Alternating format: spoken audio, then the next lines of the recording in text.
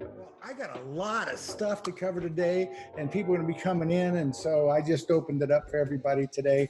And so there might not be a lot of time for questions today, but at least you're going to get an idea of everything. And then I'm going to come back. As you know, I'm here every week, and I'm going to go over a lot of the different tools that we use in detail. Okay, but in reality, everything I give today is really, I'm just going to go right to the point. I'm going to, I always tell this story about my wife where she just says, Dave, just tell me what to do. Okay. And that's what I'm going to do today. I'm just going to tell you what to do. I'm the type of person who wants to know why. I want to know all the research. I want to know the studies. I want to have a link to the studies, all that kind of stuff. And so I always break it down in two parts. I have, here, do this, and she's happy. And then I have, I write books, and I make infographics, and I do videos that explain the reason why I want you to do that. But what I'm going to do today is, in essence, I'm going to go through my book, Hope for Menopause, and I'm going to hit on each one. And what made me think to do this was I did a survey of my VIPs yesterday, and there was so many of them that said, what caused me to lose 5 pounds this week? I don't understand this. I've never been able to lose weight like that. And then I have other people saying, why am I not losing weight like the other ones? And it's all about your hormones. All right. And most people don't understand that, yes, weight loss is part of our program. It's a very big part of our program, but that's not what I'm doing really. Is what I'm really trying to do is I'm trying to optimize your hormones. By optimizing your weight, you have to do that too, because fat screws up your hormones. All right. Estradiol makes belly fat, and belly fat makes these enzymes, alpha-2 reductase, alpha-5 reductase, and aromatase. These 3 enzymes convert your other hormones into estradiol. So estradiol makes belly fat, which makes more estradiol, makes more belly fat. And so in reality, what ends up happening is you end up, your belly fat becomes a hormone producing gland. And when you're in menopause, it's really the only one that's producing anything. And so you just end up getting more and more belly fat. And so weight loss is very important if we want to talk about hormones, but you also got to take care of the hormones. But if you don't take care of the hormones, if you don't correct this first condition called estrogen dominance, you're going to gain your weight back. Just that's it, because your weight follows your hormones. Okay. So I'm going to go through each one of these steps. I'm just going to tell you what to do, and we'll go from there. Okay. The first thing I always love people to do is I like to go over their subjective symptoms. Okay. And the big subjective symptoms that I see with estrogen dominance is in the first year, you're going to gain 30 pounds. It's just the way it works. The second thing that happens, you have weight loss resistance. You can't lose the weight no matter what you do. You cut your calories, you join a gym, you get a personal trainer, you go to boot camps. It just doesn't come off. The reason why exercise doesn't work once you become a hormonally challenged woman is because you don't have any fat burning hormones. And so exercise doesn't work without fat burning hormones. Now, there are exercises that you can do that will increase your fat burning hormones and stimulate those fat burning hormones. Okay. But those exercises cannot be done when you're trying to lose weight. Okay. So it's a catch-22 then. Okay. So I like seeing the subjective test. Again, weight gain, 30 pounds, weight loss resistance, sleeping disorder. You'll go from 7 to 8 hours to 4 to 5 hours. You'll start having a hormonal induced anxiety. You wake up worrying about stuff, thinking. You'll start having what I call hormonal induced depression, where you have a bad day, where you feel low and emotional, and then you lose your interest in sex and being social, and you lose your motivation. Those are the big ones. Those are the ones I talk to people, as you all know, over 50 women a week I talk to, and have been. Yeah, I'm an old fart. I don't even want to talk about it, but I'm over 40 years in doing this now, and so I've heard it all. But I promise you, almost every woman I talk to says the same exact thing. Those things I just told you right there, Almost every one of them goes there. Now, there's phase 2, which is thyroid, phase 3, which is adrenals. Right now, if you take care of this, you've won 80% of the battle, okay? That's a progesterone to estradiol ratio. And the second step is to test it. Find out what your PE ratio is. Okay, if you want to know what your PE ratio is, you have to use saliva. I'm sorry, serum just won't work. Your doctor and your insurance company won't pay for saliva. But nowadays, since I retired, you can get it on Amazon. You can get a kit from Amazon, a salivary assay. It's called an estrogen dominance test. You can get your PE ratio, find out what that is. You probably all heard me talk about it a bunch, but I'll go over it real quickly. You're diagnosed if you have 100 moles of progesterone to 1 mole of estradiol. That's how you diagnose estrogen dominance. Okay, for those that don't know biochemistry, which is one of the toughest classes there is in the world, think of it of 100 molecules of progesterone to 1 molecule of estradiol. That's estrogen dominance. That's 30 pounds. That's weight loss resistance. 75 to 1, we have 75 molecules of progesterone to 1 molecule of estradiol. That's when you start having sleeping disorders and put on more weight. When you get down to 50 to 1, that's when I'm going to see the anxiety and the depression come in. When you get down to 25 to 1, you're going to isolation. You're going to say, hey, doc, sometime I'm happy. Got 4 walls, a locked door, and I'm left friggin' alone. Okay, that's what your hormones do to you. You got to remember, your hormones affect your thinking. The lower the more imbalanced, it has nothing to do with levels. The more imbalanced your hormones are, the more stinking thinking you're going to have. Everything's going to be negative. You just, and you just can't get out of it. Okay, internal chemistry affects your thoughts. Your thoughts affect your feelings. Your feelings affect your actions. Your actions affect your results, okay? And your results actually affect your internal chemistry. When you win, guess what? Your hormones improve. It's that easy. So step 1, I want you to do subjective testing, okay? If you said yes to all the things I talked about, then, you should probably do the objective test, which is a salivary assay. Just Google estrogen dominance test kit, and you'll see it's like $60-something. Okay, the first supplement that I'm gonna refer everything to my wife. Okay, and so everything I'm gonna talk about is what I did for my wife. All right, and for those people that go, well, why is he doing that? It just makes it a lot easy legally for me to say this. So this is what I had my wife do. I'm not telling you to do this. I'm telling my wife to do this. All right, and so these are the steps that I had my wife take. The first thing that she had to do was use the number 1 supplement for any menopausal women is a supplement called DIM. Okay, DIM. It's actually a byproduct from cruciferous vegetables. Cruciferous vegetables break down in your stomach into a thing called indole-3-carbinol. Indole-3-carbinol turns into DIM in your gut by the bacteria. DIM routes your estrogen. When let's say just for a metaphor, I ate some estrogen. It's going to go to my liver, and my liver is going to digest it into 3 different byproducts. We call them metabolites. 2 of them are not good. 2 of them are very carcinogenic, very fat storing. You don't want those 2. Okay, 1 of them, okay, is not going to be carcinogenic. There's actually research showing that it might be anti-carcinogenic, and it's going to be less fat storing. And so DIM becomes very important because what do women that go into menopause suffer from? Estrogen dominance. Okay, so if you're going to have too much estrogen, it's not like a level. The problem is that you don't have the balance between estradiol and progesterone, because when they're balanced, they're dancing, and you look good and you feel good. It's that easy. It's that easy. When estradiol and progesterone are doing their 28-day dance, things are wonderful. But when you go into menopause, estradiol loses progesterone, and now loses its dancing partner, and that's when all the problems start. Okay, so now estradiol, if we're going to have if we have an imbalance, we're going to have too much estradiol compared to the progesterone. We want to make sure that we got the good estradiol working for us. Okay, so DIM. I had my wife take 200 milligrams of DIM at nighttime. I like it at nighttime. Okay, but I think if you read the research, they say take it with the last meal. The reason why you want to, in the end of the day, is because your hormones are produced and they're metabolized while you sleep. And so you want things that's going to help your hormones, even hormones if you're on hormone therapy, at night. okay? And that way that you have, it's working in with the rhythm, the circadian rhythm of your hormones. And then, let me tell you, hormones and the circadian rhythm go hand in hand. In fact, if you want to really start getting your hormones and rhythm, when you wake up in the morning, go out, take a walk, let the sun rays hit your eyeballs, the retinas turn on the daytime hormones. Okay, so boom. Okay, and so same thing when the sun sets at night, your nighttime hormones turn on.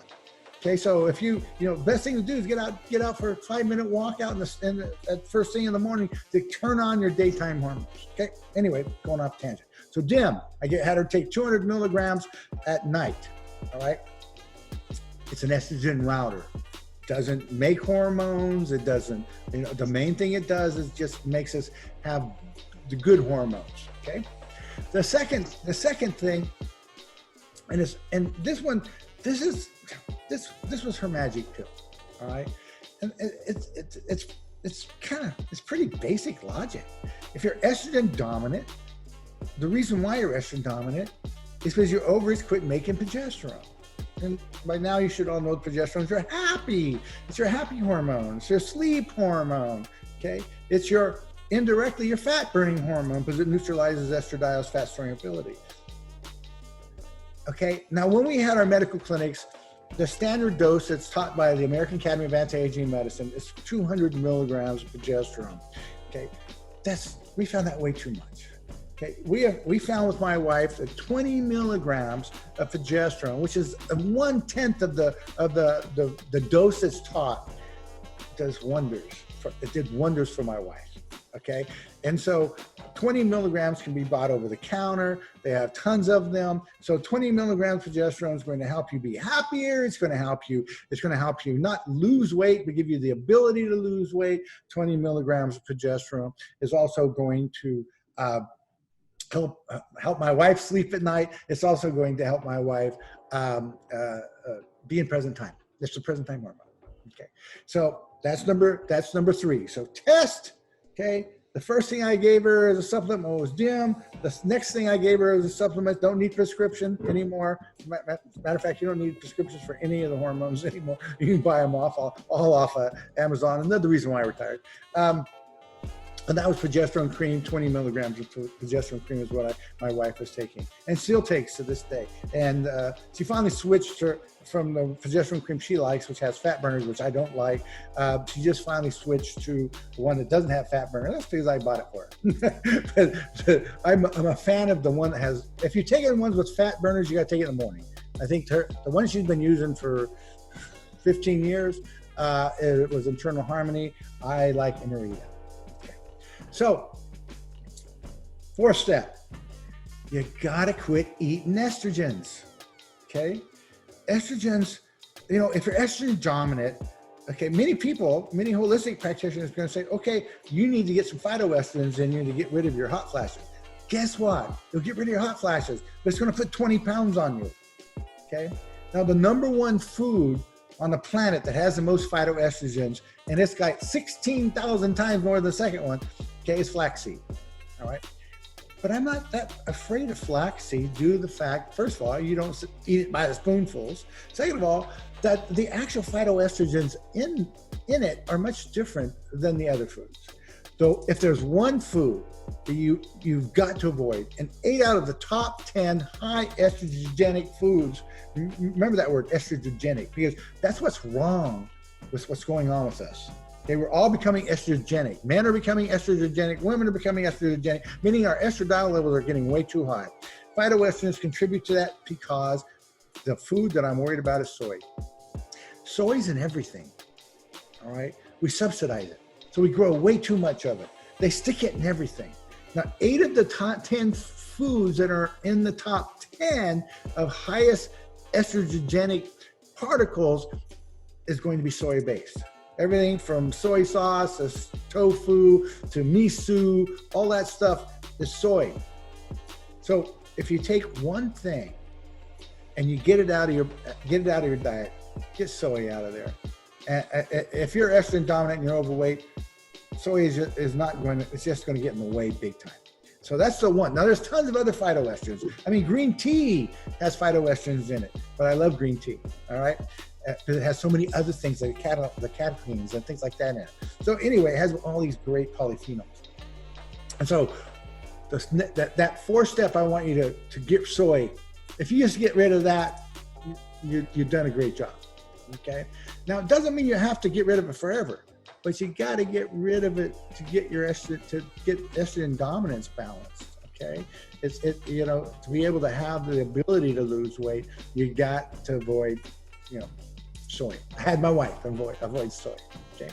The next thing is you got to get away from the xenoestrogens. The xenoestrogens, phytoestrogens, you remember the soy? Do you remember there was a huge franchise they got busted for having no meat in their meat? It was all soy, okay? So soy is used as a protein filler. And so soy is in a lot of your meats. So remember that. And stay away from franchise restaurants anyway. All their food's engineered, okay? Go to a local restaurant. They can't afford to have their food engineered, okay? The next thing is xenoestrogens. One, xenoestrogen, stay away from parabens. There's a lot more than that I want you to stay away with. But today, I'm trying to be to the point and focus. I'm lasering it. Parabens is going to be in your shampoo. It's going to be in your makeup. It's going to be in your soap. It's going to be everywhere. And what I don't like about the parabens is you use them every day. You're lathering it on you. You're putting it in your hair. You're putting it on the skin. These parabens are everywhere, and they're going to cause a problem because they're an estrogen, a strong estrogen. Okay. Remember, estradiol is the greatest anti-aging hormone out there. Okay, and so you want high estradiol levels. You just don't want to be estrogen dominant. Okay, parabens are used because it's an estrogen, and it's great for aging. But at the same time, it's great for putting on weight. It's great for taking away your sleep. It's great for you having anxiety. It's great for you being in depression. It's great for you to lose your interest in sex and being social. Okay? So, yes, it might keep your skin looking young, but you're not going to feel young. Okay? Get rid of the parabens. All right? And so, the next thing, and this was one that most of my VIP clients, I always ask them, are you taking your B6? Vitamin B6 has so much research for helping with progesterone production, and so, I had my wife take, 100 milligrams of B6 a couple times a day. B6 is very, very an easy way to help with estrogen dominance. It's a great way to decrease inflammation, but it's also the studies are showing that it helps with progesterone production, and that's what we're trying to get a balance here. And so if we can get anything to get the body to naturally improve this balance, then B6 is a great way. As most of you that are clients of mine, I preach a lot about eating your vitamins, I want you to get it from your food. But throughout the decades I've been doing this, I'm in my fourth decade of doing this, our food stinks. They're taking away a lot of the stuff out of it. And so you have to take supplements nowadays to get the micronutrients we need. Okay, and so yes, it's become almost impossible to eat your vitamins because they're just so depleted, particularly in what I'm going to talk about here in a little bit. Okay, so again, I had her take 100 milligrams a couple times a day. I had her do that. The next thing, every woman that we tested, and we had 7 clinics. They seemed like every one of them that weren't taking vitamin D3 were deficient severely in vitamin D3. Many of you have probably been tested and found out that you are also deficient in vitamin D3. The secret to D3 is you got to take K2 with it. Okay, and we have a problem nowadays because D3 is made by the sun. If we get out in the sun, we get our D3 made. Well, most of us get out in the sun and we actually put an estrogen on us to stop us from getting sunburn. Yes, that's true. And so D3 almost has to be supplemented because we're just not getting in the sun because we're afraid of skin cancer and all that. There are research that shows you if you get out in the sun and you expose as much of your body as you can for just 5 minutes a day, that your D3 won't be deficient. But when we go out in the sun, we got hats, we got double layer clothing, we've got sunscreens on. We're not getting the D3 that we used to. We just don't work outside. We're all inside, okay, including myself. And so I take huge amounts of D3. D3 is the only thing that's showing to help out with COVID, by the way. And so D3 is, is flying off the shelves because it's an anti-inflammatory. It's an immune booster. And so, we'll see later on, but there is early indications. Of course, it takes forever to do a research study, but there's early indications that there's one thing all of us should be doing is a vitamin D3. I told my wife, I had her take 5,000 IUs, international units, of that. It was 125 micrograms of K2. K2, you need K2 for D3 to be absorbed, okay? Alcohol is an estrogen. I know. It's an estrogen. So every Get ounce, on your side of the road, you idiot. every ounce that you drink of alcohol, you are adding estrogen into your body. That's simple. Okay. And so remember that. And then many of the alcohols have more estrogens in them. Okay. But pure alcohol in itself is an estrogen. And so, what I tell my clients is make sure that you only drink, 1 or 2 drinks and schedule it. That's very important. Never go random. And mix it with soda water, call it a MAC cocktail, soda water with lime. Okay, whatever you like, tequila, vodka, whatever, whiskey. Whiskey doesn't taste good with lime, but maybe it does. But anyway, keep it minimal. If you're trying to get your hormones balanced and trying to lose weight, you're going to have to keep the alcohol minimal. You're not going to want to drink the things like, beer and wine, because they're going to be a lot more estrogens in those. And the beer is full of gluten and the wine's full of sulfur. And sulfur foods work, but sulfur in wine doesn't seem to work. The cleaner you get, unfortunately, I love red wine. I used to think I was a connoisseur of red wine. I can't touch it. If I drink red wine, I'm sick. And I'm not talking about for a day, okay? I'm talking about for a week. And I am not kidding. I'm being total transparent. Guess what? I don't touch red wine anymore. It's not worth losing a week of feeling awesome, which I do nearly every day of my life. And I just don't want to add some red wine in there, even though I love it. My wife still can drink red wine, and she likes the one that tears me up the most. She likes a Lombauer Zin, which is fruity and full of sugar. You add sugar and alcohol together, you're just asking for a long hangover. Okay, so just remember, every time you drink alcohol, you're drinking estrogen. Another thing is plastics. If you're cooking stuff in plastics, quit.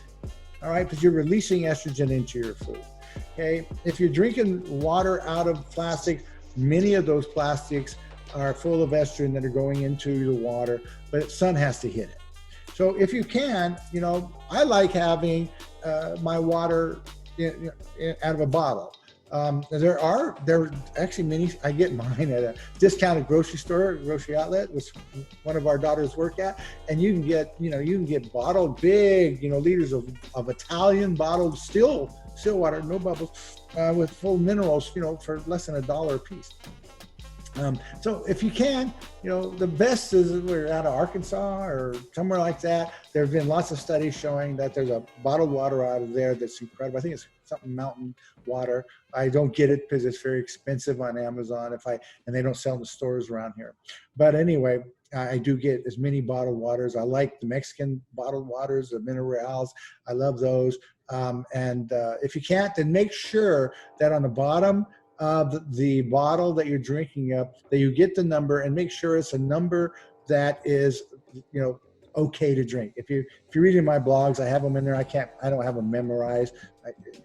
By visually looking at it, I think it's 2, 3, and 5 are the ones that are okay, but I'm just guessing.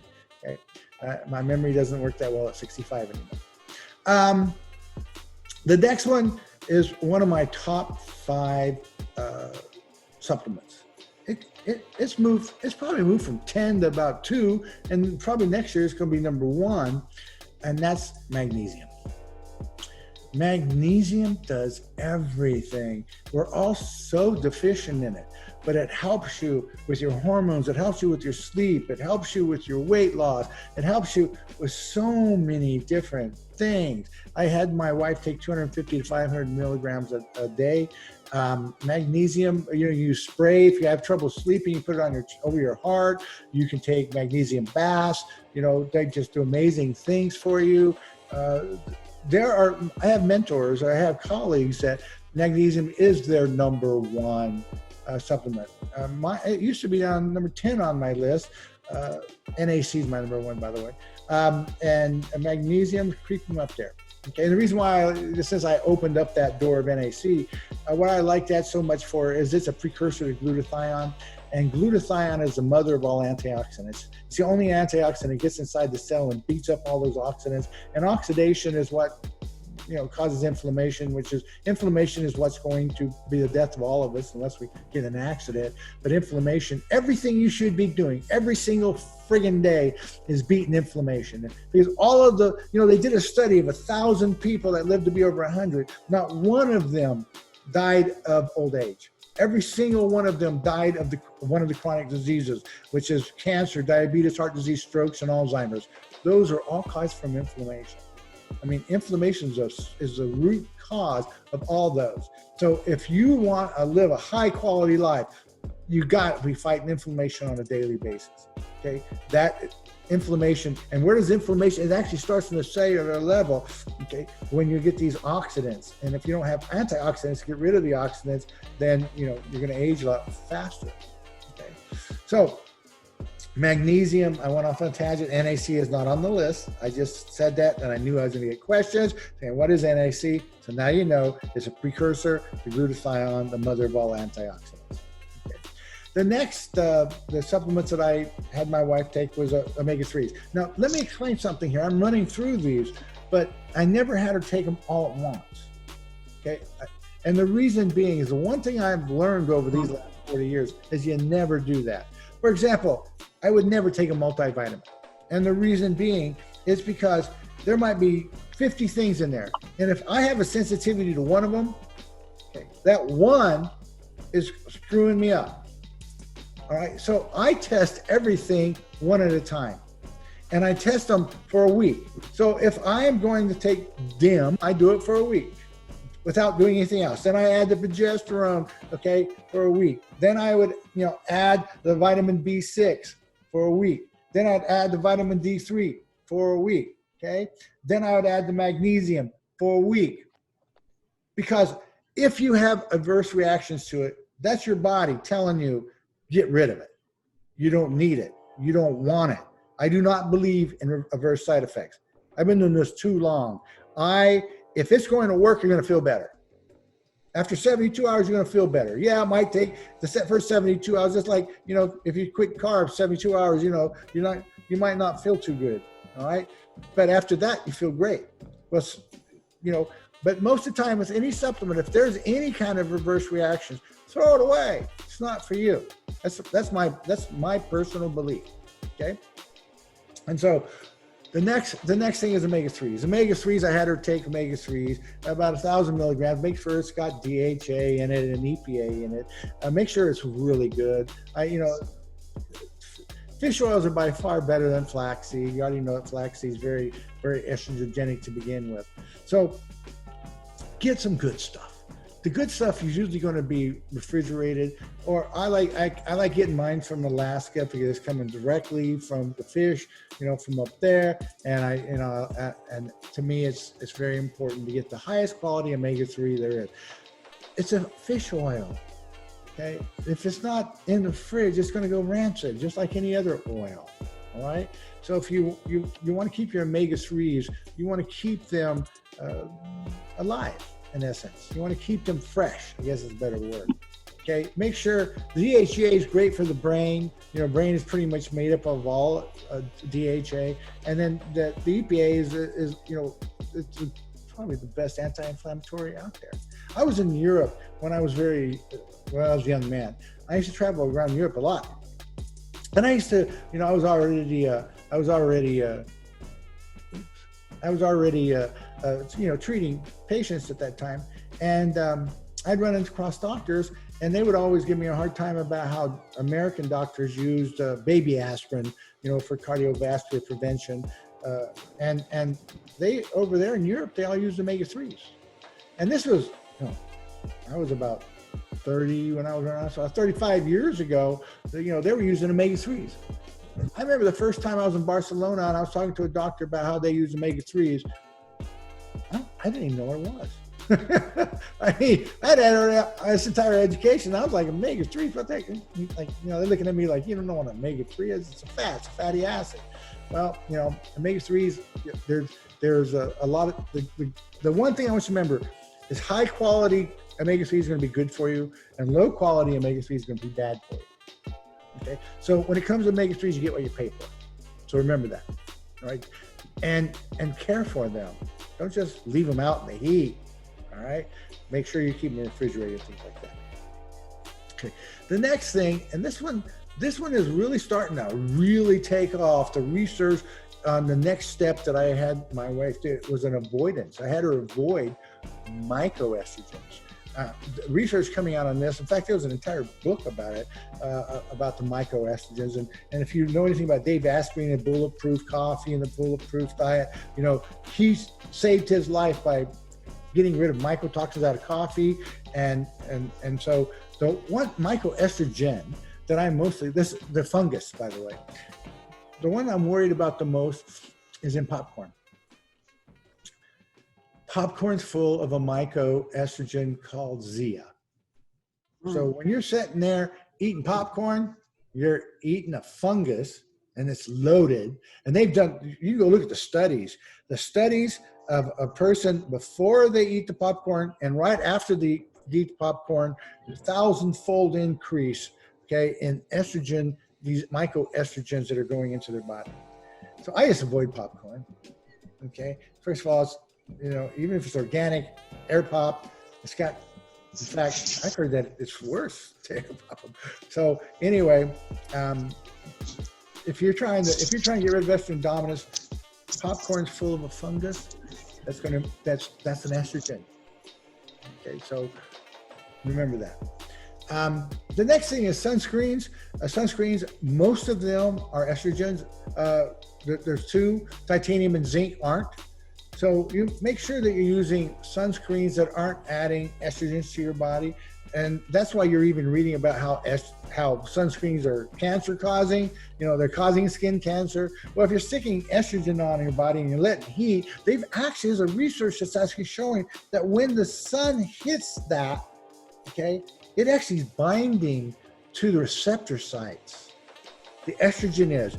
And so it's constantly sending a signal to the cell, an estrogen signal. It's a message. It's constantly sending it to it. And so, use zinc or titanium without the other stuff. All right. We've known that for a long time, but now research is backing it up. The last step is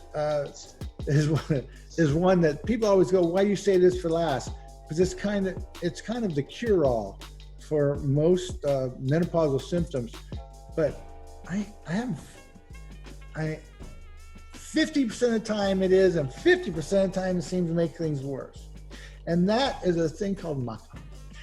I use it. Okay, I use it in my protein shakes because it does a lot of other things. But for some reason, some women will use maca, M-A-C-A, and their hot flashes go away, and they sleep better, and their stinking thinking goes away, and all these different things. So, it's one of those things in which I put it last because there's a 50% chance that it might make you worse, but there's a 50% chance that it might make you better. So do your research on maca.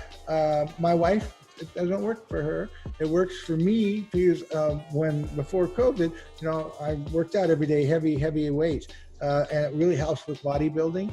And now that I've poured gym to close, oh my gosh, way too long. It's really it's affecting me, and I do exercise at home, but it's not. I just don't have that kind of weight at home to lift. I lift heavy weights because you have to max out to improve your fat burning hormones. And so most women don't do max outs, but I need those max outs for my testosterone and growth hormone. And without them, I sure feel the difference. I feel, men, you see, women, what happens with you is you fall off the cliff when it comes to hormones. Boom, you stop ovulating, boom, you're in trouble. Men take this long, slow walk, And then one day they wake up and they're a grumpy old man. Okay. That is low testosterone. They'll have a belly and they'll just be grumpy. And in reality, they're depressed. Men don't tell you that. But, once I start cracking open their heads, that's the first word that comes out. Yeah, I'm depressed. And then all of a sudden they get their testosterone levels back and they're happy. Men are simple. One hormone, testosterone. We're happy. We're strong. Okay. We'll be thinking all the time about our past glories and our future glories. Just give me a little bit of testosterone. Okay. So women, no, it doesn't work that way. You've got all kinds of different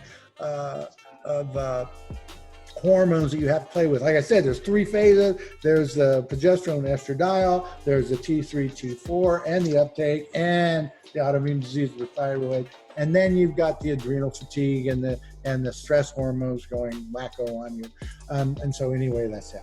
So 2 little bonuses. I only got 2 minutes left, 3 minutes left. 2 bonuses. The first one is this one I like a lot for both men and women. It's called Tribulus terrestris. Okay, everybody calls it Tribulus, and I use it with my wife to increase sex drive.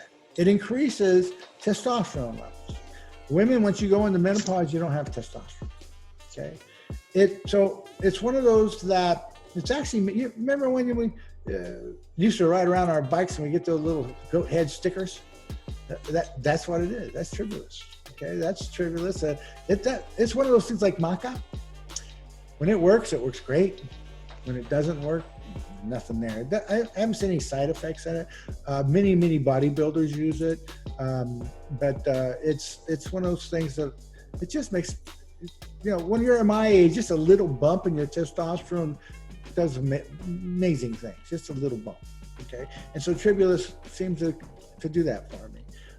It also helps with the belly fat, because you gotta remember, testosterone burns belly fat, okay? So that's why when men increase their testosterone levels, their belly fat disappears, okay? Another one for those, because, especially now, if my wife was suffering from COVID depression, she's an essential worker. She's working 6 days a week. If she was, I would use a supplement called SAM-E on her. And that helps a lot with the neurotransmitters. SAM-E was very popular and trendy maybe 12, 15 years ago. It kind of disappeared, but it's still, it's one of those supplements that really help with neurotransmitters and helps with, people that are feeling a little down. Okay, it's a natural way instead of going on an antidepressant or anti-anxiety medication. So anyway, they're going to shut me off here in less than a minute, and it looks like in about 20 seconds. So I just want to tell everybody, thank you for coming. If you have any questions, you can private message me, or you can leave a comment somewhere. It's going to just shut off. They do that to me nowadays. And so God bless you all, and I hope you learned something today. And so bye-bye. Thanks, Keith. You're welcome.